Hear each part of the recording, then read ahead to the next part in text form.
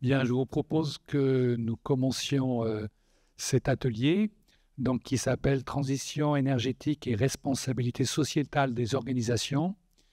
Je m'appelle Gilles Desrumeaux et je suis président du groupe de travail Prévention, Hébergement, Logement à l'UNIOPS. Et il nous a semblé que cette question des transitions dont on a parlé ce matin, transition écologique, transition démographique, transition numérique, étaient des questions sociétales qui aujourd'hui rencontraient nos organisations. Et c'est peut-être nouveau parce qu'on était auparavant assez auto-centré sur nos propres métiers, nos propres publics, nos propres missions. Aujourd'hui, on sent que si on veut faire correctement nos métiers, si on veut embarquer nos salariés, les usagers, il fallait qu'on participe de ces débats sur les transitions écologiques, numériques, qui nous concernent tous, et notamment sur cette question de la transition énergétique. Il nous semblait que c'était un sujet important qu'on a trop souvent tendance à réduire, même si c'est important de les traiter dans nos organisations, à des questions de sobriété énergétique, d'isolation de bâtiments, d'utilisation d'énergie renouvelable. Tout ça est certes nécessaire, mais on voit bien qu'aujourd'hui, au vu des enjeux, il est nécessaire qu'on puisse avoir une politique globale et systémique sur ces questions-là. Ces questions-là étant d'ailleurs, pour moi, à la fois liées aux transitions climatiques, réchauffement climatique et aussi événements climatiques majeurs, mais aussi aux questions de la biodiversité. Moi, par ailleurs, je suis naturaliste, entomologiste, et donc c'est vrai que la nature, ça s'arrête. C'est pas ce qui est en dehors de nous, c'est ce qui est aussi dans les villes. Il y a un excellent numéro de la rue La Salamandre qui traite cette question-là ce mois-ci. Et donc, du coup, sur cette question des transitions à la fois liées au climat et à la crise de la biodiversité, il nous semblait qu'il fallait regarder un peu ce qu'était la responsabilité sociétale de nos organisations. Nos organisations au sens large, quand on intervient dans le domaine de l'hébergement, de la santé, du logement. Voilà. Donc, du coup, comment aborder cette question-là? Il nous a semblé important de partir d'expériences et on a fait appel à deux locaux de l'étape. Donc, la Fondation Arélis, alors je dois dire pour la vérité de nos débats que je suis aussi président de la Fondation Arélis. Donc, si Mohamed Benazouz, qui est le directeur général, est là, ce n'est pas complètement un hasard. Voilà, donc Mohamed Benazouz présentera effectivement l'engagement de la Fondation sur ces questions-là. Et puis, Marie-Clotilde Deveau, qui est responsable du pôle recherche-innovation à Habitat Humanisme, qui est aussi basé à Lyon, même si son domaine d'intervention aujourd'hui balaye plus largement dans le territoire national, mais en tout cas, dont l'initiative fondatrice est à Lyon. Il nous a semblé intéressant qu'on puisse les interroger sur ces sujets. Voilà. Et puis, il y aura donc à la table aussi Jeanne Dietrich, qui travaille à l'UNIOPS et qui est, on va dire, la responsable de tout ce pôle qui concerne l'hébergement, la prévention et le logement. Avec une règle du jeu un peu particulière, tu peux nous la rappeler, qui est de dire, bon, d'une part, je vais vous dire un peu comment on a séquencé notre débat, mais ensuite, il faut qu'on garde un peu de temps sur la fin, sur faire la synthèse. En tout cas, comment est-ce qu'on a, en discutant avec Mohamed et Marie-Clotilde, proposé d'organiser notre rencontre? C'est qu'on ait 3 temps. Le premier, un peu sur quel est le contexte et quels sont les facteurs qui ont fait que dans les organisations, en tout cas les 2 qui sont là, mais peut-être dans les vôtres, ces questions-là sont devenues prégnantes et ont fait l'objet d'une orientation stratégique. Donc c'est vraiment le contexte et comment se sont noués, quelle est l'occasion qui a permis de nouer les choses. La deuxième temps de ce débat, ça sera comment embarquer finalement dans nos organisations les différentes parties prenantes de nos associations, que cela soit les administrateurs, les salariés, mais aussi les usagers, les résidents. Et donc, comment embarquer? Donc, là-dessus aussi, on aura un temps de présentation de Mohamed et Marie-Clotilde. Et puis le troisième, j'aime bien une phrase qui dit que l'avenir n'habite pas à l'adresse indiquée. Donc, finalement, quand on mène ces questions-là un peu prospectives sur les transitions, ça amène des questions nouvelles. Et donc, l'idée, c'est de dire un peu pour Habitat Humanisme et pour la Fondation Aralis, quelles sont les questions qui ont été ouvertes par cette orientation stratégique.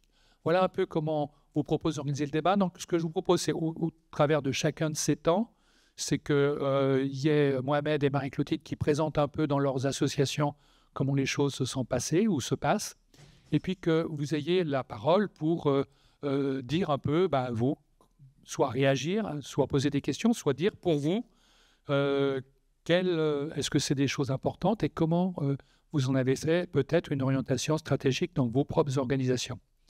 Voilà, donc au travers de ces 3 temps, intervention liminaire de Marie-Clotilde et de Mohamed, et ensuite la parole à vous. Et puis sur la fin, mais là je vais laisser la parole à Jeanne qui va vous expliquer le final de notre atelier. Oui, alors dans chaque atelier, on a une petite fiche de restitution avec à chaque fois deux verbatims qu'on aimerait retenir et puis une idée force. Et donc ces 2 verbatims et cette idée force seront transmises à notre vice-présidente Patricia Citruc qui en plénière s'en fera le relais. Et notre atelier, il s'inscrit dans toute une réflexion qui est partagée avec d'autres collègues que je vous incite à aller voir demain parce qu'ils vont animer des ateliers sur des sujets proches des nôtres. Ma collègue en charge de la lutte contre l'exclusion, Charlotte Penaud, qui fera un atelier sur la transition énergétique vue par les personnes en situation de précarité.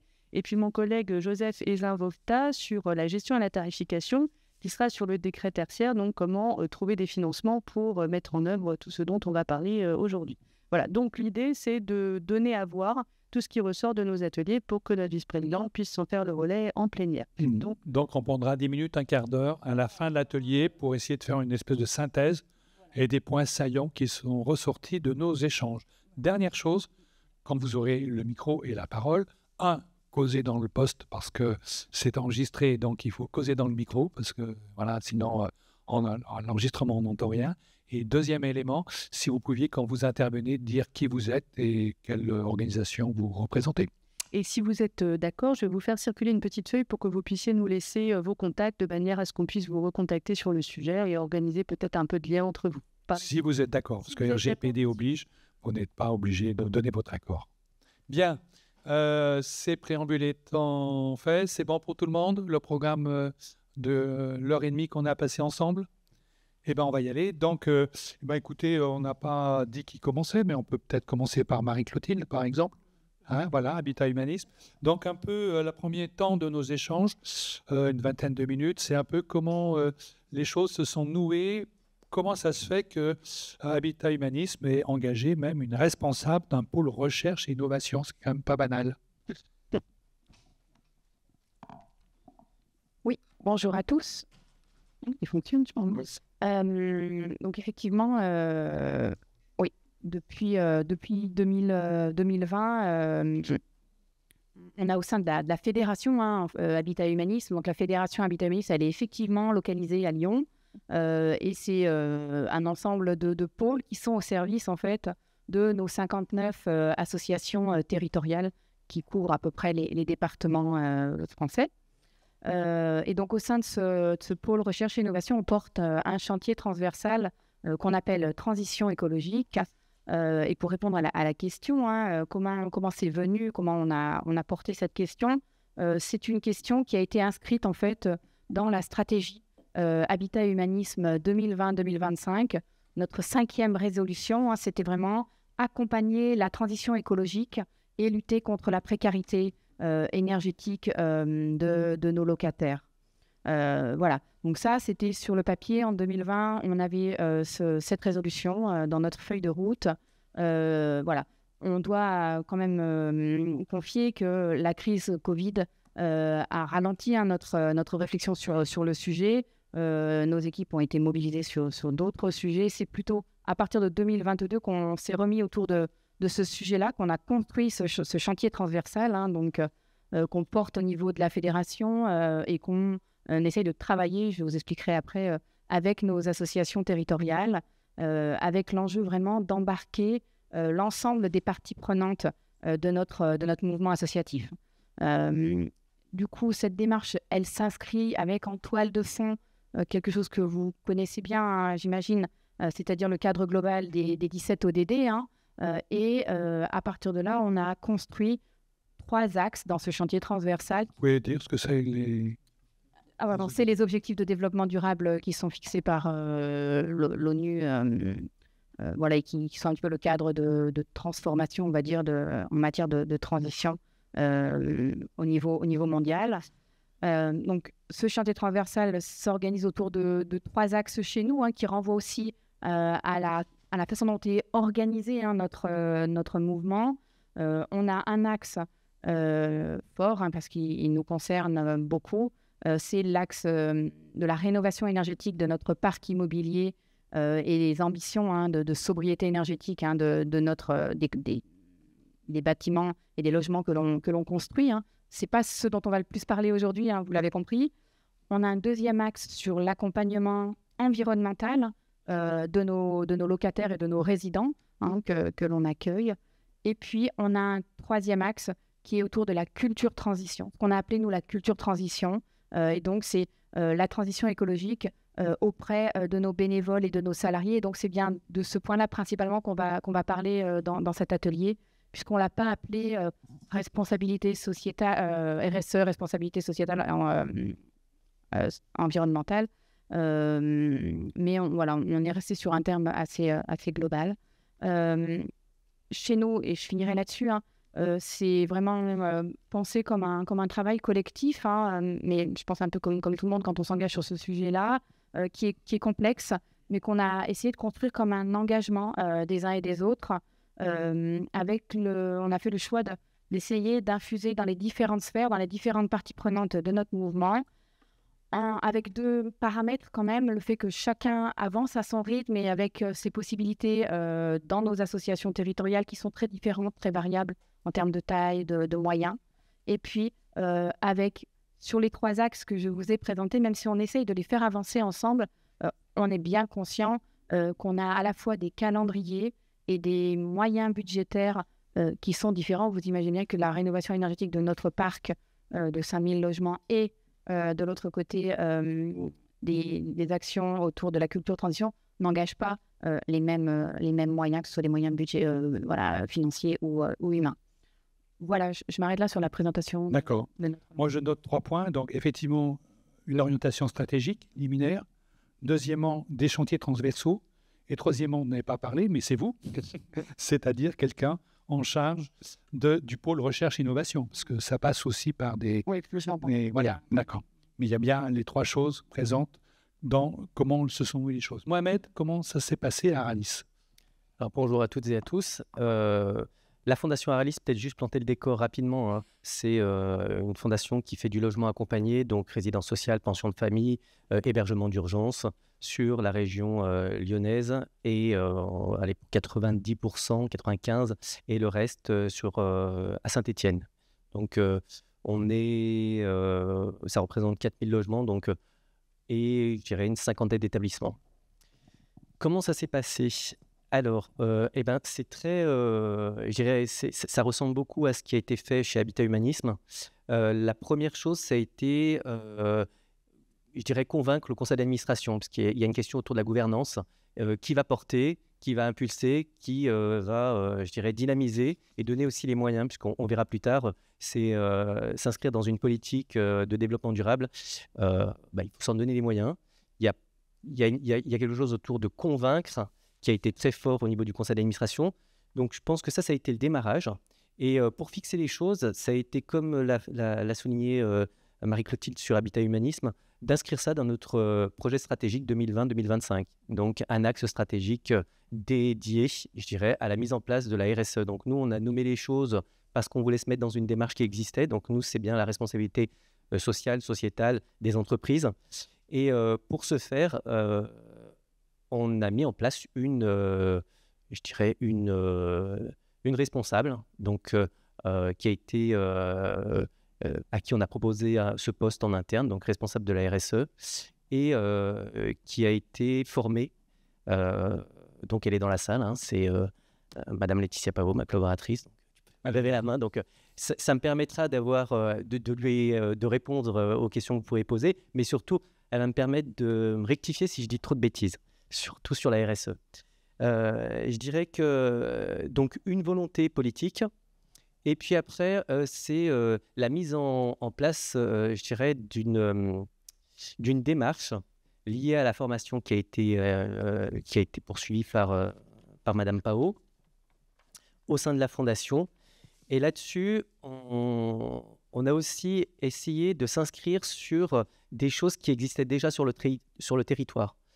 Alors, conjonction, je dirais, plutôt favorable pour Aralis, c'est qu'en même temps, il y avait un programme Priora qui était développé par la Fac Cato et des chercheurs sur la RSE. Et grosso modo, je vous le dis rapidement, mais la thématique, c'était comment des salariés, dans leur quotidien, mettent en place la RSE.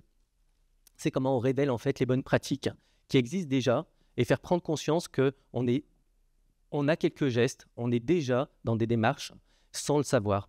Donc, cette étude nous a permis, je dirais, de raccrocher toute la ligne, que ce soit managériale, la gouvernance et les opérateurs sur le terrain. Donc ça a été, je dirais, un levier qui nous a permis d'avancer sur le sujet, qui a fait qu'on a mis en interne des groupes de travail suite à cette étude qui a évalué un petit peu notre niveau, je dirais, de maturité sur la RSE en interne dans les pratiques. Et du coup, ça nous a permis d'avoir une feuille de route pour pouvoir développer, déployer, renforcer ces axes-là, plus dans le quotidien, je dirais. Alors ça a été transversal. On est passé de la politique achat en basculant sur les économies d'énergie au niveau des établissements, la question de la gouvernance. Donc là-dessus, on s'est vraiment calqué sur les 7 thématiques, les 7 questions centrales de la RSE, à savoir gouvernance et organisation, le droit humain, les relations et conditions de travail, l'environnement, loyauté des pratiques, questions relatives aux consommateurs, et puis communauté et développement local, ce qui est de l'ordre de comment ça se passe dans notre écosystème et comment on peut être aussi en solidarité avec les autres acteurs. Donc voilà un peu comment ça s'est formalisé. On retrouve des proximités quand même, à la fois dans la dimension stratégique, l'inscription stratégique. Le deuxième point sur, effectivement, nommer une personne qui est en charge du dossier pour le faire avancer. Et puis le troisième, même si le cadre est un peu différent, là c'est plutôt une démarche RSE, mais en tout cas, il y a l'idée de chantier et que ça s'inscrit dans des bonnes pratiques, dans des gestes assez quotidiens. Donc ce n'est pas simplement des idées, mais c'est vraiment des choses qui s'ancrent dans le travail et le quotidien des personnes. Voilà un peu la présentation faite. Donc il y a un micro qui va circuler. Je suis avec le truc. Ouais. Donc à ce stade-là, est-ce que vous pouvez soit vouloir, il n'y a pas de fil celui-ci, soit vous voulez poser des questions, soit témoignez-vous de comment dans vos organisations une réflexion autour de ces enjeux stratégiques, enfin de la question de transition énergétique ou transition écologique s'est inscrit dans vos organisations. Bonjour à tous et à toutes. Moi, je suis Jérôme Vachon. Je suis directeur de la communication de la Société Philanthropique. C'est une association francilienne qui compte environ 1800 salariés. On intervient auprès de différents publics. On a lancé une démarche, alors RSE, nous on dit responsabilité sociale et environnementale. Chacun a fait un peu à sa sauce. Et donc on a lancé cette démarche il y a 2 ans en lançant un bilan carbone, en faisant adopter donc, par le comité d'administration il y a quelques jours un plan de réduction des gaz à effet de serre et en inscrivant la démarche RSE dans notre prochain projet associatif.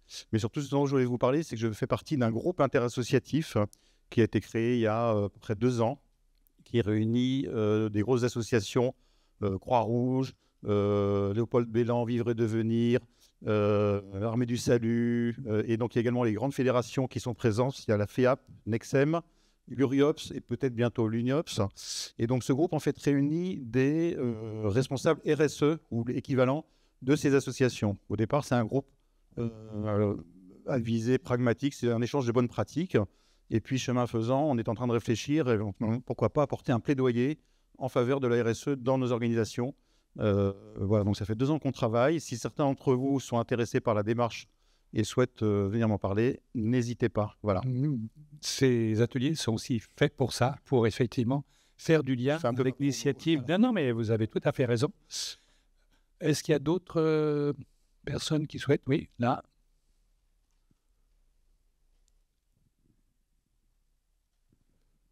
Oui, bonjour. Donc, Denis Belot, je suis DRH sur l'association Arcea qui est sur Toulouse. Donc, du médico-social, du social, de la formation, du sanitaire. Combien La démarche, de salariés à peu près? 1700 salariés, 1700? oui. Et une centaine de sites répartis sur plusieurs départements de l'ex-Midi-Pyrénées, on va dire. Donc, on a lancé une démarche un tout petit peu avant le Covid. À partir on a été accompagné sur un audit pour voir un peu ce qui se faisait, parce qu'il y avait des choses qui se faisaient un petit peu partout, de manière sur des initiatives de salariés, en lien avec des résidents, des personnes accompagnées, etc. Donc ça, c'est un premier point. La démarche est inscrite au niveau associatif, dans son plan stratégique. Le gros déclencheur, ça a été aussi le décret tertiaire, toutes ces obligations. Donc, on a toute la partie réglementaire d'un côté et tout ce qu'on veut mettre en œuvre en termes de sensibilisation avec les usagers, les personnes accompagnées et du côté des salariés aussi. Donc, il y a des choses qui avancent, il y a quelque chose qui avance, mais moi, je me dis en termes de sensibilisation, c'est comment aller plus loin. Par exemple, sur des problématiques, la ressource en eau, ça fait partie quand même d'une transition écologique aussi. Et au-delà, vous parliez d'une culture, d'une transition de culture, effectivement, au-delà d'actions qui peuvent être en œuvre aujourd'hui, où le sens est partagé, je dirais, mais d'aller plus loin dans quelque chose qui est vraiment incarné par l'ensemble des usagers. Alors, ça sera la deuxième partie, ça sera sur comment embarquer les différentes parties prenantes dans nos organisations. Est-ce qu'il y a d'autres personnes qui veulent intervenir ou témoigner sur ces questions-là, qui ont une expérience en la matière de... Oui, madame, le micro arrive vers vous. Bonjour, donc Noémie Scorvon, je travaille à l'UNAGE, Union nationale pour l'habitat des jeunes, donc rapidement qui est la tête de réseau des associations gestionnaires de résidences sociales FJT. Et nous, donc, ça rejoint un peu ce qui a été dit, la question de la transformation écologique, elle a été intégrée par le biais de 2 chantiers en 2021 dans notre motion d'orientation, donc, qui s'étend de 2021 à 2025. Le premier chantier, donc nous, c'est sur la RSO, responsabilité sociétale des organisations, et un autre chantier sur un audit du parc qui est en gestion par nos associations, nos adhérents, sur la qualité du bâti. Et donc pour la partie RSO, ce qui a été fait, c'est que les résidences sociales FJT donc, sont des ESSMS et sont soumis à une évaluation tous les 5 ans des établissements. Et on a intégré en fait des critères qui ont été établis avec les adhérents à ce système d'évaluation pour intégrer ensemble la démarche d'évaluation et la démarche d'RSO pour que ça ne soit pas un poids en plus pour les adhérents et qu'en fait ils puissent répondre aux critères qu'on avait inscrits dans la RSO de manière plus intégrée et de manière plus simple sans vraiment que ça vienne s'inscrire comme un dispositif supplémentaire qui serait plus lourd pour les adhérents. Et dans ce dispositif de RSO, on a intégré aussi l'autre chantier donc, je porte à l'UNAGE. Toute cette question de la transformation écologique, elle s'est faite par la création de 2 postes. Donc moi sur la transition du bâti et un autre poste sur l'éducation populaire et les pratiques écologiques. Et donc il y a aussi toute une partie sur la qualité du bâti et la qualité de l'offre qu'on déploie auprès des jeunes qui a été intégrée à cette démarche RSO. Merci. Est-ce qu'il y a d'autres? Oui, madame. Vous pouvez circuler le micro. Bonjour. Bonjour. Je travaille à Marseille à la MSP, Association médico-sociale de Provence, et je dirige des établissements pour adultes en situation de handicap. Donc, dans le cadre du décret tertiaire en fait, auquel on va être tous soumis, la réduction de nos dépenses énergétiques, en fait, on fait faire des audits énergétiques dans chaque établissement, ce qui va nous permettre d'avoir une espèce de feuille de route dans les années à venir et qui va être un levier de négociation avec nos financeurs en disant, voilà, pour atteindre les objectifs de réduction de nos dépenses énergétiques, voilà les travaux qu'on va devoir mettre en œuvre dans nos établissements. Voilà. Et je pense que finalement, le décret tertiaire c'est un levier d'action vis-à-vis de nos financeurs, puisque de toute manière, on y est tous soumis. Donc, on va voir, on est dans l'année des audits énergétiques. Très bien. Que les financeurs nous ont en partie financés déjà. Ça a un coût. Très bien. Est-ce qu'il y a d'autres... Non, vous aurez l'occasion d'avoir à nouveau la parole. On va peut-être entamer la deuxième partie, qui est finalement, une fois que l'idée est là, qu'elle s'est installée dans une orientation stratégique, au travers d'une personne identifiée, au travers d'un plan d'action, que ce soit RSE ou autre démarche. Finalement, comment vous avez réussi à embarquer les parties prenantes, que ce soit salariés, administrateurs et usagers, dans une démarche autour de cette transition écologique? L'un ou l'autre, on peut aller en inverse. Mohamed commence cette fois-ci. Alors, sur le plan d'action qui s'est mis en œuvre, on a eu plusieurs actions. Alors, les premières étaient plutôt sur des campagnes de communication, de sensibilisation, d'information au niveau des salariés. Et puis, on s'est vite rendu compte qu'il fallait adjoindre ça avec de la mise en pratique. Puisqu'en fait, si ce n'est pas concret, si ce n'est pas dans le quotidien, ça reste quand même très théorique. Donc, les objectifs, ils ont été déclinés en objectifs concrets. Et en fait, on a aussi voulu, en même temps, aller voir aussi du côté des usagers, des résidents, après ça dépend en tout cas des publics, pour voir aussi leur sensibilité sur cette question-là. Donc, on est vraiment parti sur du quotidien. Donc, des objectifs plutôt concrets. Et puis, des initiatives, alors tout à l'heure ça a été dit, mais des initiatives de salariés qui ont commencé à émerger liées à cette sensibilisation, notamment sur la question de venir re-questionner les modes de transport et de déplacement dans la fondation, la question des achats, achat local, pas local, enfin bref, donc toutes les politiques achats. Et dans chaque service, il y a eu un travail autour de qu'est-ce qu'on pourrait améliorer, comment on pourrait avancer sur ces questions-là, en essayant de mettre en place un cercle un peu plus vertueux. Donc ça a été vraiment lié à la campagne de communication, de sensibilisation, et on a aussi participé aux événements challengeants du territoire, comme le Challenge Mobilité, où c'est une journée où on va au travail avec d'autres moyens et on calcule un peu la distance et l'empreinte carbone de chacun. Donc ça a été la première année. Et en fait, la journée des salariés s'est faite autour de la fresque du climat, donc un outil sur lequel on a mis en place, je dirais, des ambassadeurs, des animateurs qui ont animé eux-mêmes les salariés dans cette journée-là. Donc ça aussi, à chaque fois, ça a été comment on prend un petit groupe en interne, qu'on essaye de former, des personnes qui ont déjà cette sensibilité et qui vont à un moment avoir une action contaminante, je dirais, auprès des autres salariés. Donc ça a été une porte d'entrée qui a relativement bien fonctionné en interne. Et du coup, ce qui a donné l'année d'après l'envie de recalibrer tout notre projet stratégique. Donc, je vous disais, 2020-2025. Donc ça, c'était en 2022. On a repris l'ensemble des objectifs stratégiques et on les a redécoupés en lien avec ces 7 thématiques de la RSE.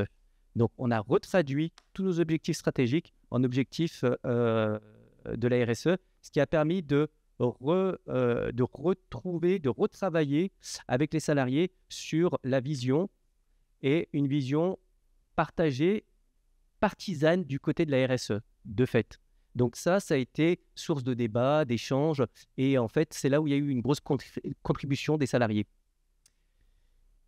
Et donc, 2023, donc toujours des groupes de travail pour améliorer les process en interne, essayer d'être un peu plus sur des propositions, et notamment même au niveau je dirais des instances représentatives des salariés, qui ont amené des propositions, par exemple sur la mobilité, sur comment valoriser la mobilité en interne, voire le soutien à l'achat de vélos. Bref, donc tout ça a fait remonter un peu de matière. Et en fait, en 2023, on a travaillé essentiellement sur un travail de prospective. C'est-à-dire qu'on s'est dit, si il y a la question du quotidien, dans un premier temps, sensibiliser, mais aussi l'idée, c'est de se projeter avec toute la question climatique et les impacts qu'il allait avoir. Et notamment, qu'est-ce que pourrait être la fondation dans 50 ans? Donc là-dessus, on a été accompagné, ce qui a permis de toucher du doigt un peu plus la vision de la fondation à plus long terme pour pouvoir aujourd'hui agir de manière un peu plus responsable. Donc ça a été un travail qui a été mené sur 1 an avec 20 salariés, toutes catégories confondues, d'agents de propreté à cadre dirigeant.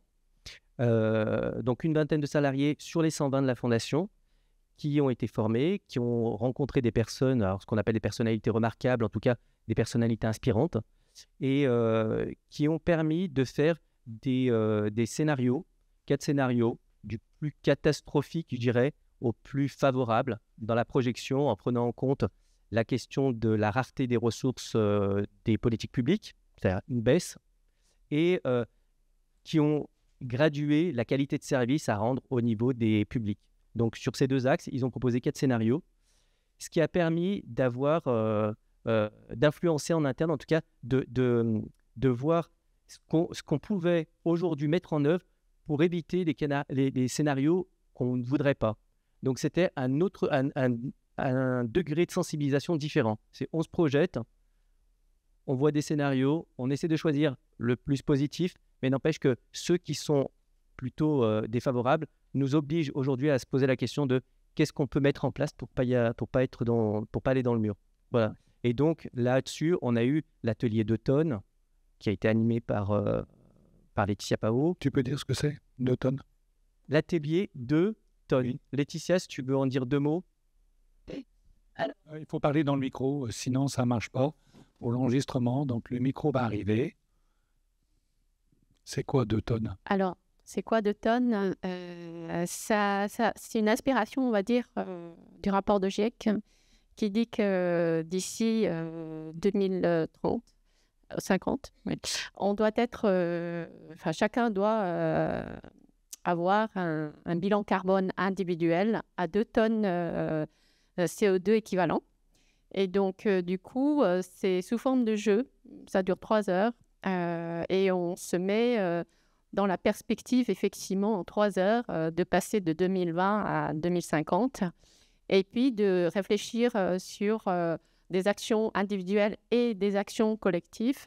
Et faire en sorte qu'à un moment donné, notre bilan carbone arrive à 2 tonnes en 2050. Voilà, avec des scénarios, avec... Et donc, du coup, ça donne à voir réellement, enfin, au niveau... c'est concret quand même. Je ne sais pas si vous l'avez fait, mais voilà. C'est-à-dire que selon les actions qu'on va décider de faire, il va y avoir un impact ou pas sur son bilan carbone.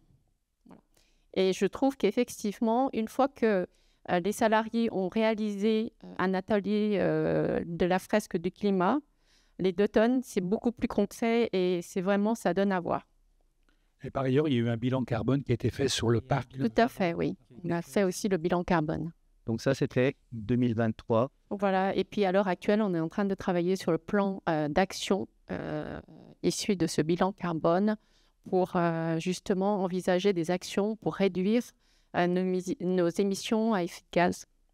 Enfin, Donc, sur la question comment embarquer, je retiens 1, des actions initiatives des salariés, 2, le fait de nommer ce que j'appellerais moi des ambassadeurs de la transition, 3, le fait que ça passe par des actions très concrètes, on vient de l'illustrer, et puis moi, auquel je suis sensible, les 2 derniers aspects, c'est l'articulation entre ces actions concrètes et comment ça contribue à orienter la stratégie, et puis d'autre part, le travail prospectif sur lequel on reviendra tout à l'heure, mais qui me semble aussi essentiel, c'est-à-dire que finalement, on regarde l'avenir autrement quand on est embarqué dans ce type de démarche que uniquement de manière d'une photographie à un moment donné.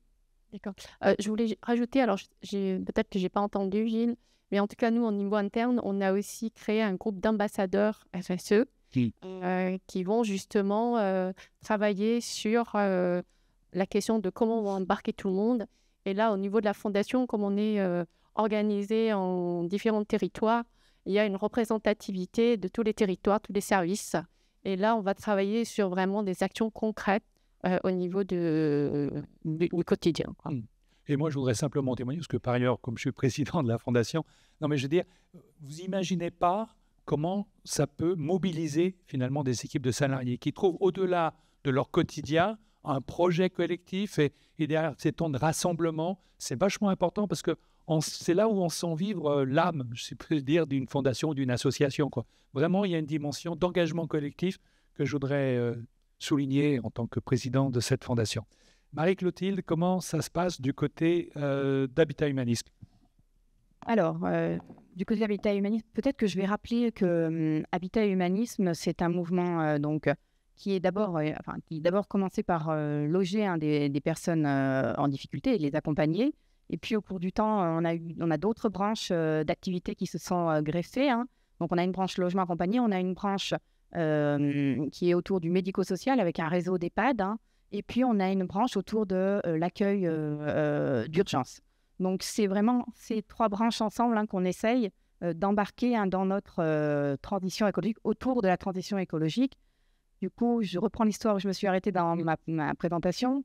Les trois axes de travail, hein, qu'on a construits, suite à cette définition de ces trois axes, on a lancé un webinaire stratégique interne, hein, autour de 3 séances de webinaire sur les 3 axes de travail.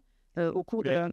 Oui. Vous pouvez rappeler les 3 axes? Oui. Donc, l'axe autour de la rénovation énergétique de notre patrimoine immobilier, hein, donc de notre foncière, qui est une foncière qui a une 40aine d'années, hein, et qui a aujourd'hui un parc immobilier qui, forcément, a un peu vieilli.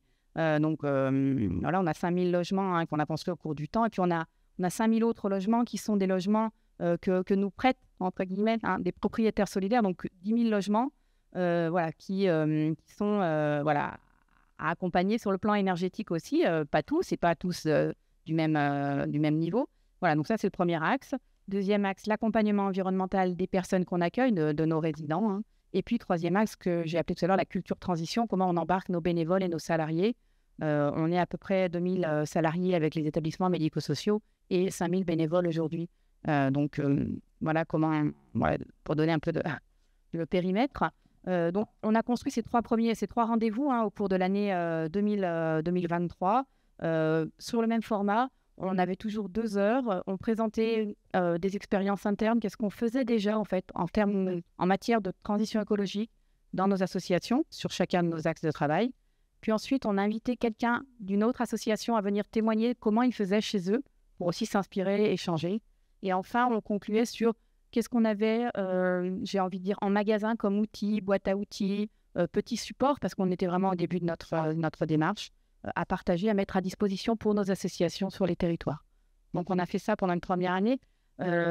Pour nous, en interne, c'était une certaine réussite parce que ces webinaires rassemblaient en moyenne 200 participants, donc issus de toutes nos branches, mais ça montrait qu'il y avait quand même un certain nombre de personnes intéressées par la démarche, et ça nous a permis de faire le deuxième pas, c'est-à-dire de constituer un groupe d'associations pilotes, hein, qui voulaient bien se mobiliser plus particulièrement, travailler avec nous à la fédération et co-construire avec nous des outils, des dispositifs, des façons de faire, des retours d'expérience.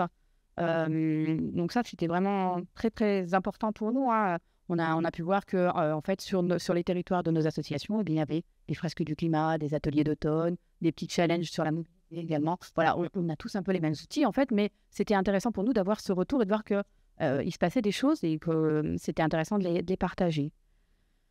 À partir de cette première dynamique, en fait, en même temps, au cours de l'année 2023, s'est mis en place un trinôme salarié autour de ces 3 axes de travail. C'est-à-dire que ces 3 axes de travail ont eu une personne salariée pour déployer, hein, progressivement. Donc, elles sont arrivées fin 2023, début 2024. Donc, on est vraiment au tout début, hein, voilà. Et on a écrit, là, depuis le début de l'année, un plan d'action pour chacun de ces axes, où on s'est vraiment beaucoup intéressé à créer des ponts entre nos axes, des outils communs, des dispositifs, des moments d'intervention communs pour vraiment, j'ai envie de dire aussi, essayer d'être efficace et de pas trop, d'être efficace et puis de ne pas faire perdre trop de temps à nos organisations territoriales. Voilà.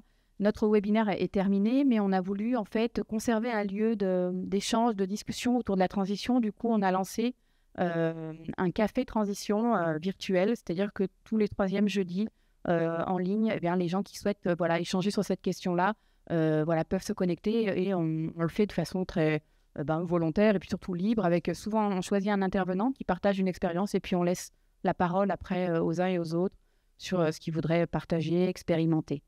Donc ça, c'est voilà, un petit lieu d'échange. Et du coup, maintenant, on s'attache vraiment à développer une boîte à outils qu'on co-construit, qu'on héberge sur notre centre de ressources virtuel en ligne. Donc, tout le monde a accès, en tout cas dans nos associations. C'est un SharePoint, en fait, assez simple. Et on partage des outils de diagnostic pour ceux qui sont au tout début, des outils de sensibilisation pour ceux qui ont déjà fait un diagnostic, et puis des outils d'accompagnement pour ceux qui sont sensibilisés et qui veulent mettre en place des actions plus concrètes, comme l'expliquait Mohamed auparavant.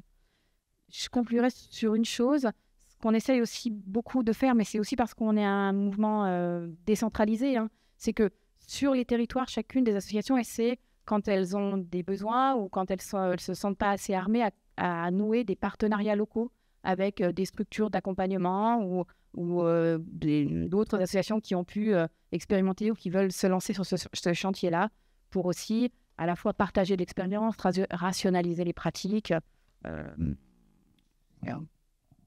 En gros, je m'arrête là parce que j'ai beaucoup de parole. Merci Marie-Clotilde. Moi, ce que je retiens, c'est effectivement la nécessité, même si on l'a dit, le décret tertiaire nous oblige, mais finalement, c'est qu'une porte d'entrée d'une certaine manière et que du coup, l'intérêt, c'est effectivement aussi d'embarquer les équipes salariées, les administrateurs, les bénévoles. Ça me semble important. Ce que vous avez dit qui me semble important aussi, c'est le fait que déjà beaucoup de choses se font, mais qu'elles ne sont pas forcément connues par les autres, et que du coup, faire connaître l'initiative des uns et des autres, c'est quelque chose d'important. Le troisième, c'est de saisir des occasions, parce que les choses se nouent au travers d'occasions, de propositions, webinaires ou autres, qui font votre fameux café transition, voilà.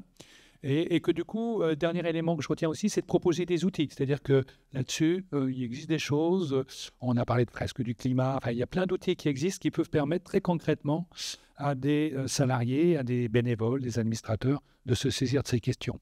Voilà ce qu'on pouvait dire en liminaire. Pareil que tout à l'heure, est-ce que sur ces choses-là, comment embarquer dans nos organisations, vous voulez illustrer ou poser des questions à nos intervenants? Monsieur, alors le micro va arriver à vous. Oui, bonjour. Jean-Luc Godin, je suis administrateur de l'ALGED, une association lyonnaise de gestion d'équipements pour personnes déficientes. C'est 30 établissements, 600 salariés. À moins que j'ai profondément dormi, mais il y a quelque chose je crois pas. qui, dans ce que vous avez décrit, me surprend. Il me semble que vous n'avez pas du tout parlé des personnes logées. Si, on a comment embarquer? On a parlé de ça. Voilà, parce que du coup, c'est comment embarquer ces personnes. On a beaucoup parlé des salariés, on a beaucoup parlé en fait du personnel, des salariés, etc., des transitions écologiques, mais quand même la particularité de nos organisations, d'accord, et c'est vrai que je préfère parler de RSO que de RSO, c'est en fait nous les personnes accueillies, quoi. Oui, alors on va peut-être donner la parole avec des succès plus ou moins divers, parce que des choses ont été tentées ou faites, mais pas toujours de manière réussie. On va y venir. Peut-être donner la parole à Marie-Clotilde, c'est un domaine sur lequel vous avez travaillé. Oui, c'est ça. En fait, depuis le début 2024, on a une personne qui est désormais dédiée à l'accompagnement environnemental des personnes qu'on accueille. Donc, on en est au tout début de notre déploiement, mais on se sert en fait de certaines de nos structures. En fait, on se sert notamment de nos tiers-lieux solidaires pour déployer. C'est des lieux où on accueille tout le monde, vous et moi, mais également nos locataires, et où on propose des ateliers alors autour de gestes simples, ce qu'on appelle aussi éco-gestes, pour les sensibiliser à un certain nombre de questions, mais qu'elles viennent aussi partager aussi ce qu'elles font, comment les interrogations qu'elles ont sur ces sujets-là quand elles entrent dans le logement, par exemple. Donc, on a ce sujet-là. Et puis, on a aussi des appartements pédagogiques dans notre réseau où là, on accompagne aussi nos locataires sur la prise en main de leurs appartements et la part... Enfin, nous, une des difficultés qu'on a beaucoup, c'est le reste à charge de nos locataires et la part de l'énergie dans le reste à charge de nos locataires. Et ça, c'est vraiment quelque chose qu'on travaille. On le travaille depuis déjà quelques années et voilà, et on avance sur ces sujets-là. On a aussi beaucoup de travail sur la gestion des budgets. En fait, on a travaillé sur un outil en fait d'accompagnement de nos publics sur la gestion des budgets. Alors, ça ne concerne pas que la question de la transition écologique et des énergies, mais c'est quand même quelque chose qui prend une place importante, notamment avec la hausse du coût de l'énergie. Donc, nos locataires, on est vraiment sur ces aspects-là. On est aujourd'hui vraiment en train de réfléchir avec donc la personne qui a été recrutée sur comment vraiment avancer sur ce sujet. On est au tout début, hein, vraiment, on est modeste. Hein, voilà. Du côté de la Fondation? Alors, peut-être juste rappeler le parti pris. Alors, le parti pris, c'était dans un premier temps, alors vous avez vu que c'est quand même récent, la question de la RSE chez nous. Le parti pris, ça a été déjà de convaincre les salariés en se disant que si ils ne sont pas convaincus, ça va être compliqué d'être en action pertinente auprès des publics. Donc ça, c'était la priorité. Sauf que la question énergétique, elle est, entre guillemets, avec les travailleurs sociaux, d'origine au niveau de la Fondation, puisque l'idée, c'est que quand on est dans résidence sociale, pension de famille, les fluides sont inclus. Donc, il y a une sorte d'illisibilité de combien ça coûte. Et surtout, il n'y a pas d'impact, je dirais, dans la consommation. Donc, depuis plusieurs années, en interne, il y a un travail autour de sensibilisation et notamment en vue d'acquérir ou en tout cas d'aller sur un logement autonome et d'éviter la précarité énergétique et de reboucler après, de retrouver Donc ça, c'était plutôt, sur cet aspect-là, on était plutôt, je dirais, capé en interne. Il manquait vraiment la question des salariés où on s'est rendu compte qu'il y avait des gestes, des éco-gestes, des gestes plutôt en faveur je dirais de tout ce qui est au niveau énergétique, sur de la sobriété énergétique. En revanche, on avait aussi des personnes qui n'étaient pas du tout sensibilisées, que ce soit des agents, des responsables, ils éteignent pas en sortant, ils laissent couler l'eau. Enfin bref, ça, en termes d'observation, ça a été aussi via Priora. C'était intéressant de voir cette sensibilité. Et les salariés ont eux-mêmes dit, oui, c'est vrai que là-dessus, je pourrais faire un peu plus attention.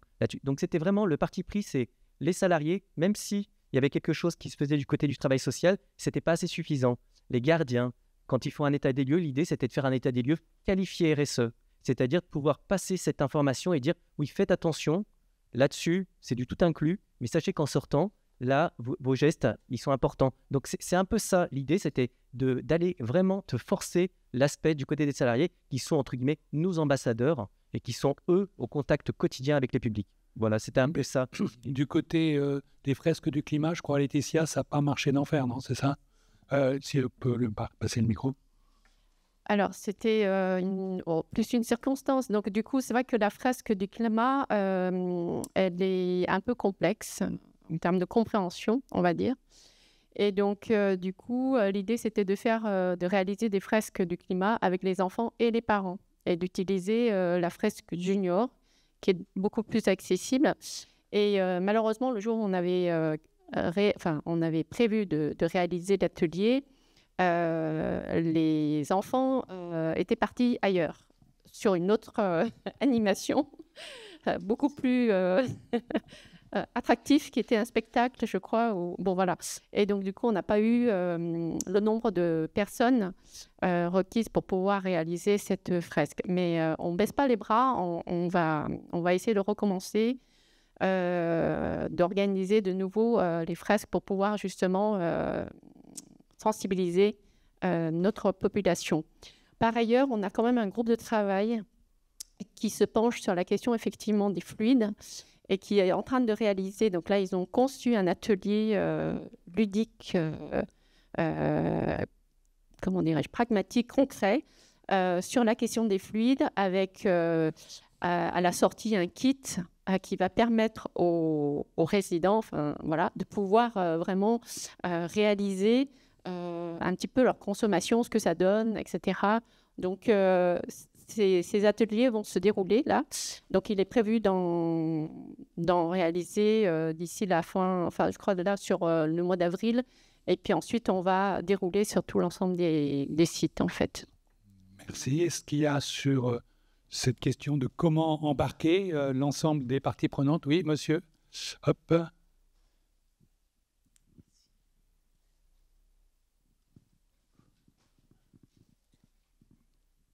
Merci. Alors, en fait, c'est une... Je ne sais pas si vous avez fait le même constat. Alors, moi, je suis directeur général, donc Christophe Vernagou, directeur général de la Fondation Saint-Sauveur à Mulhouse.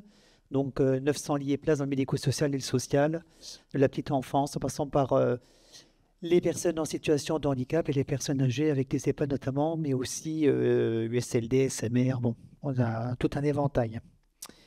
Donc, nous, on a mis en place effectivement aussi cette politique RSE au sein de notre projet institutionnel. Et moi, je suis toujours un petit peu très embêté entre ce qui rassemble effectivement, notamment les salariés, c'est travailler tout ce qui est transition énergétique, développement durable, tout ce que l'on veut. Et là-dessus, je dirais effectivement qu'on rassemble. Mais quand on aborde plus largement les RSO sur les qualités de vie au travail, sur les conditions de travail, je suis beaucoup plus gêné. Parce qu'aujourd'hui, on est quand même dans une structure, je voyais après, il y a quand même une thématique liée aussi à l'attractivité des métiers. Quand on affiche RSE, on attire aussi les plus jeunes, puisqu'ils disent, tiens, ils affichent ça, c'est bien. Mais la réalité, elle est quand même assez contrastée entre les rémunérations dans notre secteur qui sont quand même pas forcément attractives, les conditions de travail avec l'absentéisme qui est quand même aussi important. Et c'est vrai qu'on nous oppose parfois en disant, c'est bien ce que l'on fait, vous l'avez dit, on fait des efforts, j'éteins la lumière, je fais des économies d'eau, enfin bon, j'en repasse des meilleurs, je fais du covoiturage, mais à l'arrivée, qu'est-ce que j'y gagne entre guillemets? Et c'est vrai que c'est toujours un petit peu délicat. Enfin, moi, je sais que des fois, j'ai une situation quand j'aborde les qualités de vie, la QVT, dans le cadre de la RSE, je ne suis pas toujours très à l'aise. Voilà, alors, je sais pas si c'est un constat que vous faites aussi. Donc, on embarque sur des aspects qui nous rassemblent. Effectivement, on se dit c'est facile. Mais sur les autres aspects, on n'a pas forcément la main. Ce n'est pas toujours simple et évident d'être cohérent avec ce qu'on affiche. Voilà, je voulais partager ça. Non, mais c'est vrai que si la RSE aussi des perspectives de transition écologique suffisaient à résoudre les problèmes du secteur, ça se saurait.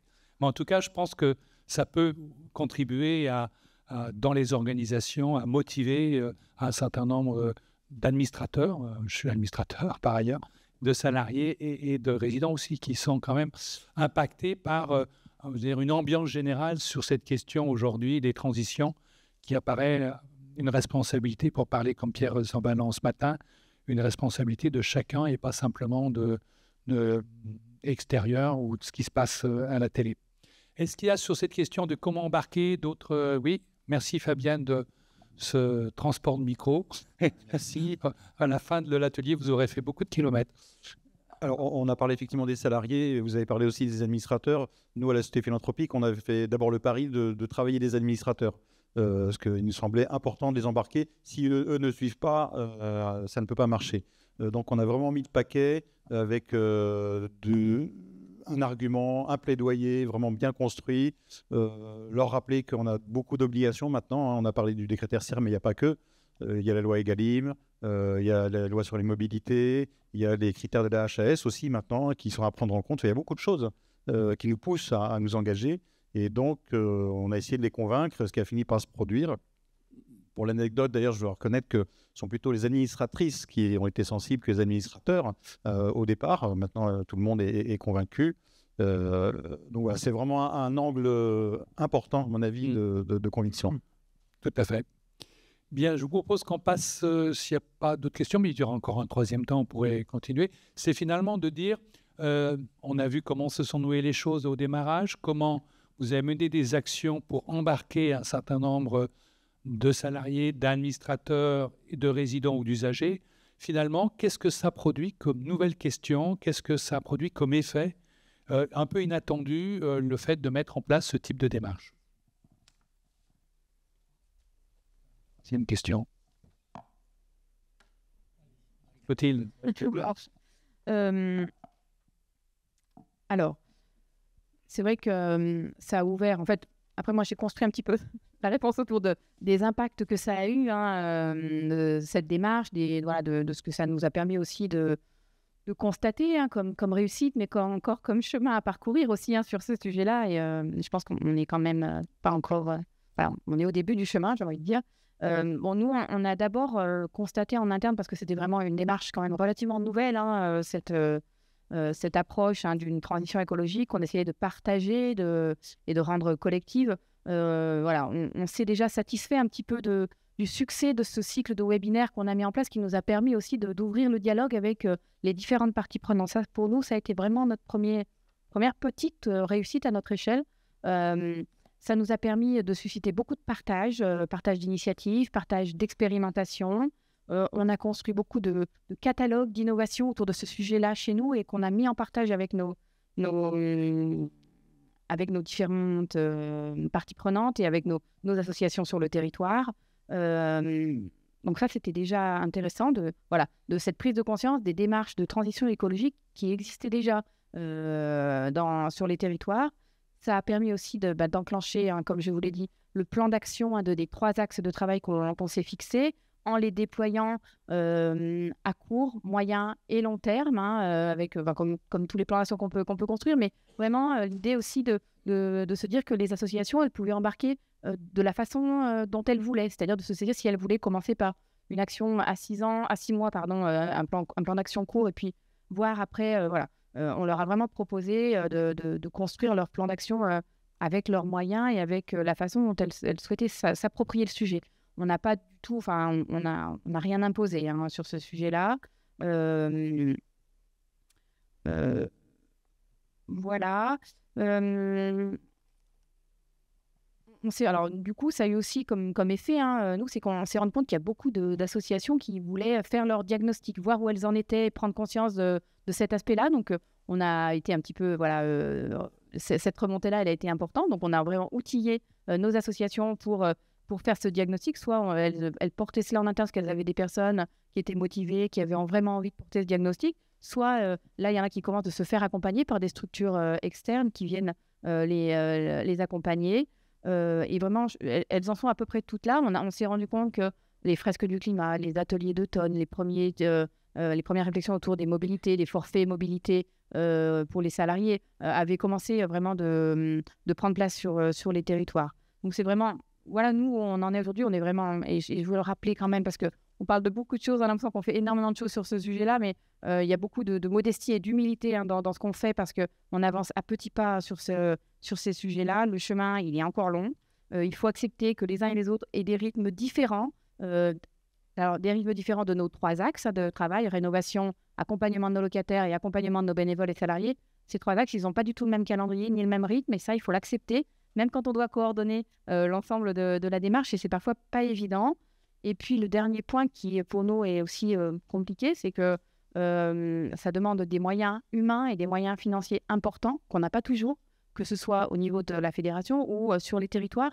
Et c'est un des points bloquants vraiment de ce déploiement pour permettre d'infuser et diffuser cette question de la transition écologique et d'avancer à petits pas. On est vraiment face aussi à ces besoins-là. Voilà, je m'arrête là. Merci, Mohamed. Alors, la question des impacts, j'ai essayé de lister certains éléments. Je dirais que le travail autour des groupes de travail, notamment sur les achats responsables, ça met en place derrière une charte. Donc, on a une charte achats responsables et durables, par exemple, qui est partagée avec les fournisseurs. Le fait d'être dans une démarche RSE, on a les parties prenantes. Donc, de fait, on est dans quelque chose de collaboratif avec aussi ceux qu'on va employer, ceux qui vont venir faire une prestation chez nous. Donc ça, c'était un premier élément. Au niveau RH, on a eu un impact sur le plan de mobilité et notamment sur toute la politique qui est venue bousculer notre politique de déplacement et notamment entre les sites au sein de la métropole. Donc, on a remis aussi en question notre flotte de véhicules. On est passé à de l'électrique, par exemple. Donc là-dessus, il y a eu un impact concret. Sur la mise en place des fluides et notamment l'accompagnement des publics, comme l'a dit Laetitia, ça a fait émerger une mission en interne, une mission qui est plutôt une mission qui est autour de la sobriété énergétique. Donc, on est passé par une étudiante au démarrage, donc de l'ENTPE. Et en fait, ça s'est concrétisé à la suite du diagnostic pour pouvoir mettre en place des outils concrets par un CDD qui va jusqu'à la fin de l'année. Donc voilà, donc là-dessus, on a alors des impacts aussi un petit peu, je dirais, à la marge, mais n'empêche qu'ils sont symboliquement ancrés au niveau de la fondation. C'est que des salariés nous ont demandé, à leur initiative, quand la fondation fait un événement, de passer sur du repas végétarien. Donc, effectivement, en interne, quand la fondation fait un événement, on est sur des normes où on fait un repas végétarien. Donc là-dessus, Et quand je disais, alors, par rapport à la question que vous avez posée au niveau des RH, quand même, ça crée une marque employeur qui s'affine autour de ces sujets-là. Je vois au niveau des témoignages des personnes qui rentrent, donc on a, dans les plans d'intégration, on explique aussi cette démarche et ses valeurs, et même en amont des plans d'intégration, c'est dès qu'on est en processus de recrutement. Donc c'est quelque chose qui aussi attire. Donc on se dit aussi que petit à petit, c'est quelque chose qui va venir impacter par aussi du sang neuf, qui va venir un petit peu bousculer ce qui est en interne. Donc voilà, donc concrètement, certaines avancées, alors ça paraît peut-être des petites actions qui se portent, qui s'accumulent, qui font. Mais l'idée, c'est de faire justement toutes ces pièces de puzzle, que ça puisse à un moment faire une image qui corresponde, en tout cas à ce qu'on souhaite en interne, avec, je dirais, quand même, là où il y a eu une grosse influence, c'est au niveau financier, sur notre plan moyen terme, où on est parti quand même sur des scénarios. Je vous ai parlé de prospective tout à l'heure, sur des scénarios où on envisage aujourd'hui la réduction des fonds publics. Donc à 10 ans, le fait qu'on imagine à un moment aussi l'activité percutée par la question des réfugiés, des réfugiés climatiques, sur la question aussi du bâti, comme on a une vocation à être, on a une maîtrise d'ouvrage d'administration, donc on est aussi bâtisseur, on a déjà intégré le réemploi dans toutes nos opérations. Donc là-dessus, on est vraiment sur, ça vient bousculer, il y a un effet boule de neige, je dirais, plutôt théorique, et qui se met en place concrètement par des petites actions, mais on sent que ça pousse. Et ça, c'est là où c'est énergisant, c'est-à-dire qu'à un moment, ça donne envie, et ça continue à donner envie. Donc à la fois aux personnes qui pourraient venir de l'externe, mais aussi en interne. Alors bien sûr que ce n'est pas tout le monde, mais n'empêche qu'à un moment, on sent la bascule, au bout de 4 ans, on sent la bascule où l'effet de contamination il est tel que quelque part, ça vient s'imposer, ça change un peu la norme. Voilà, en interne. En sachant que la question du réemploi pose la question de comment finalement se mettre en place des filières d'un point de vue local. Et donc, du coup, ça pose la question qu'on n'est pas tout seul à agir sur ces questions-là, mais que d'autres font des choses et que du coup, il faut se coordonner, trouver des alliés qui nous permettent d'avancer là-dessus. Un dernier point, là, j'interviens à titre personnel, pour le coup, qui me semble important, pas oublier quand on parle des transitions. Je vous ai parlé tout à l'heure de la biodiversité. C'est un élément qui me semble important et à ne pas oublier.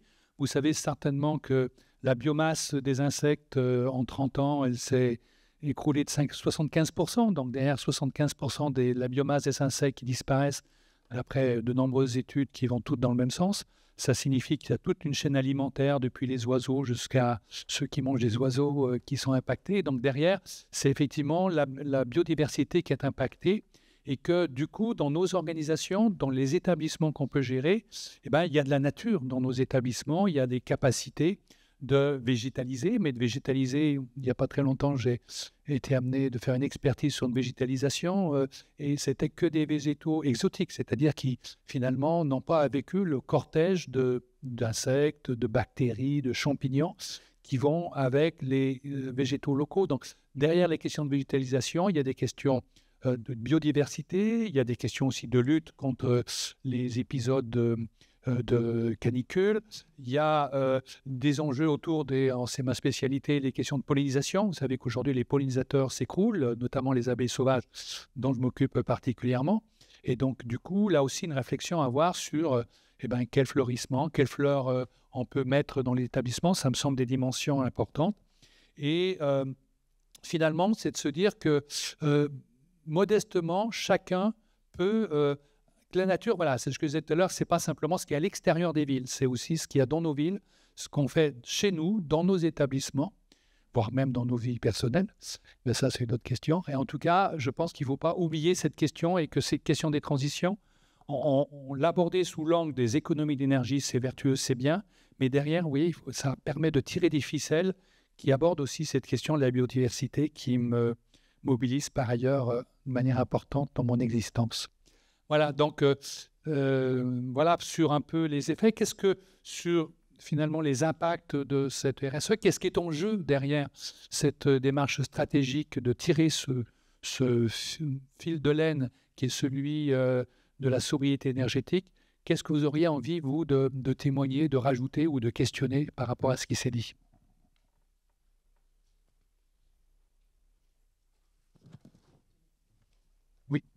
Oui, bonjour, Pascal Marion, Association La Roche, vice-présidente. La Roche, c'est 18 établissements, 300 salariés, 800 personnes accompagnées en situation de handicap psychique.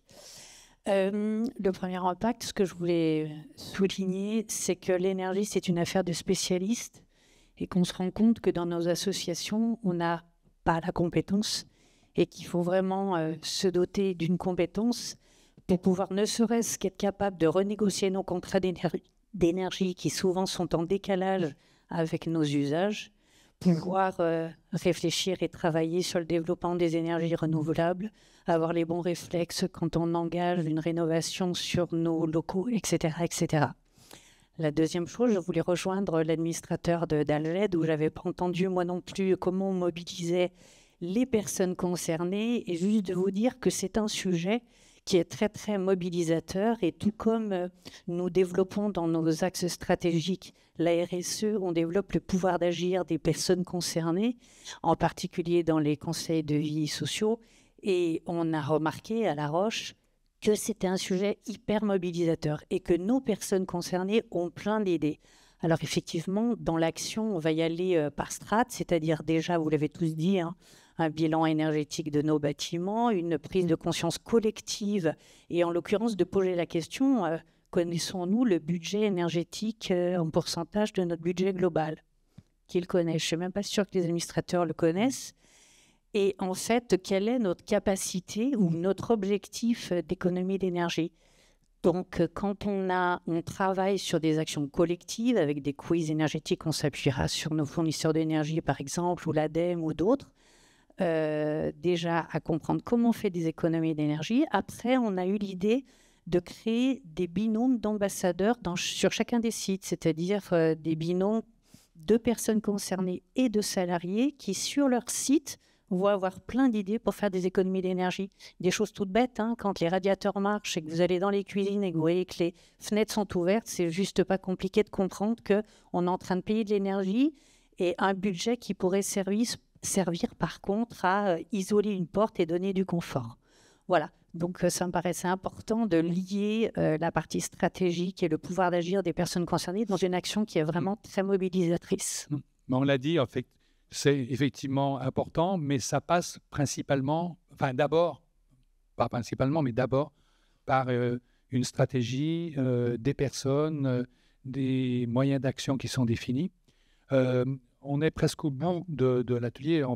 Je vais laisser à Marie-Clotilde et à Mohamed le soin de dire finalement en quelques mots, 3 expressions, qu'est-ce qu'ils ont envie qu'on retienne de leur intervention pour marquer effectivement ce qu'ils ont essayé de nous dire d'important. Et puis ensuite, il y aura la dernière partie. Je vais laisser Jeanne le soin de l'animer sur un peu qu'est-ce qu'on a envie de redire finalement l'ensemble du congrès sur ce qui s'est dit dans cet atelier-là. Allez, allons-y sur les trois points. Qui commence? Marie-Clotilde, Mohamed? Allez, Mohamed. Le premier point, c'est alignement de la ferme. Non, le micro, s'il te plaît. Oui, monsieur. Allez, c'est pour l'enregistrement. Oui, je sais bien. Oui, alors, sur les trois idées fortes par rapport à la mise en place en tout cas de cette démarche en interne au niveau de la Fondation, c'est la question stratégique, hein, alignement entre la gouvernance et puis les opérationnels, et soit par impact, soit par je dirais, implication, le public. Donc là, on est vraiment sur... Il y a un alignement à avoir sur ces trois éléments. Ça passe notamment par de l'accompagnement au changement de comportement. Donc le deuxième point, c'est aussi avoir une méthode vraiment focus sur accompagner au changement de comportement. Ça, c'est important. Donc avec tout ce qui est influence, les influences douces comme les nudges, des techniques. En tout cas, il y a un moment, il va falloir accompagner au changement. Et puis, je dirais, avec du concret et dans le quotidien. Ça ne peut pas être qu'une question théorique ou une question rhétorique. C'est concret et dans le quotidien. Merci Mohamed. Marie-Clotilde, les 3 pointes de diamant. Oui, mais ça reprend un petit peu le déroulé quand même de l'atelier. Mais moi, je pense que en tout cas, il me semble que les 3 choses qui me m'anime pour que ce chantier puisse avancer correctement, c'est bien d'embarquer collectivement, à notre échelle, les bénévoles et les salariés sur l'ensemble de nos territoires. Et ça, c'est quelque chose sur laquelle, qui nous occupe beaucoup et qui nous demande beaucoup d'énergie. C'est ensuite co-construire les outils, les dispositifs. Et justement, pour répondre à Madame Marion, effectivement, on travaille aussi sur un groupe de travail sur la participation. On n'appelle pas ça le pouvoir d'agir, on appelle ça la participation de nos locataires, mais ça rejoint cette question-là. Et on est vraiment aussi là-dessus, c'est-à-dire s'inspirer aussi de nos locataires, comment ils nous apprennent beaucoup de choses. Alors, en matière de transition et notamment de sobriété, je dois dire qu'ils nous ont plein de choses à nous apprendre. Donc, on est vraiment sur ce sujet-là. Et puis ensuite, beaucoup de modestie quand même sur le passage à l'échelle de ce type de chantier quand on est sur une organisation décentralisée, quoi.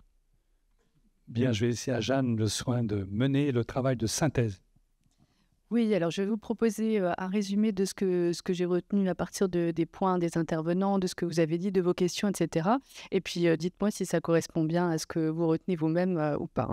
Donc, moi, j'ai retenu 5 conditions de réussite pour que ça marche, la transition énergétique dans une perspective de RSE.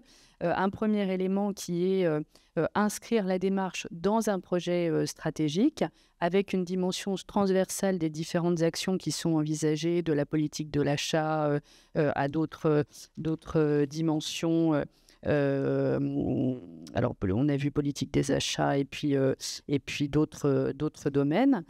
Deuxième condition de réussite, incarner vraiment cette transition énergétique à travers des personnes avec des moyens humains dédiés, des responsables transition énergétique vraiment recrutés sur la question, mais aussi des ambassadeurs au sein des salariés ou des administrateurs.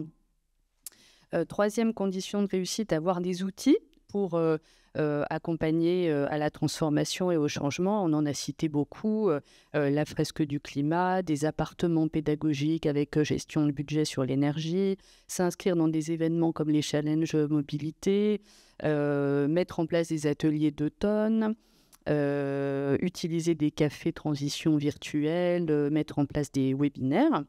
Quatrième condition de réussite, avoir des liens ou des partenariats entre acteurs pour échanger entre toutes les personnes qui ont envie de mettre en place des transitions énergétiques. Et puis, cinquième condition de réussite vraiment importante, s'ancrer dans le concret. Donc, il y a plusieurs exemples qui ont été donnés. Changer la flotte de véhicules, passer à des repas végétariens quand ça correspond à une demande des salariés, mettre en place des chartes d'achat responsables et durables, revoir son bâti, etc. Donc ça, c'est les conditions de réussite, les idées forces qu'on pourrait retenir, si ça vous parle. Et puis, sur les verbatims, moi, ce que j'ai retenu, c'est trouver une articulation entre le concret, le quotidien, ici et maintenant, et puis la perspective à moyen long terme pour que avoir de la vision et en même temps être très ancré dans le réel. Deuxième verbatim, quand on met en place tout ça, ça donne envie en interne et en externe. Et puis, troisième chose que j'ai retenue aussi, c'est les personnes concernées. Au final, quand on met en place tout ça, elles peuvent être très réceptives et très mobilisées et avoir l'impression que leur pouvoir d'agir, ça avance. Voilà. Oui. Est-ce que ça vous va? Moi, je rajouterais le frein quand même qui a été dit par monsieur aussi tout à l'heure, qui est de dire tout ça se passe dans un contexte qui aujourd'hui, en termes de financement, en termes de demande, notamment des pouvoirs publics, n'intègre pas forcément ces sujets-là et les finance pas forcément. Et donc, du coup, allier ça avec les problèmes d'attractivité de notre secteur, on voit qu'on est dans des tensions dont il faut mesurer l'impact. On a dit que ça pouvait permettre une démarche de transition de pouvoir mobiliser, mais dans certaines limites liées à ces contraintes externes qui peuvent être vécues de manière différente selon les organisations.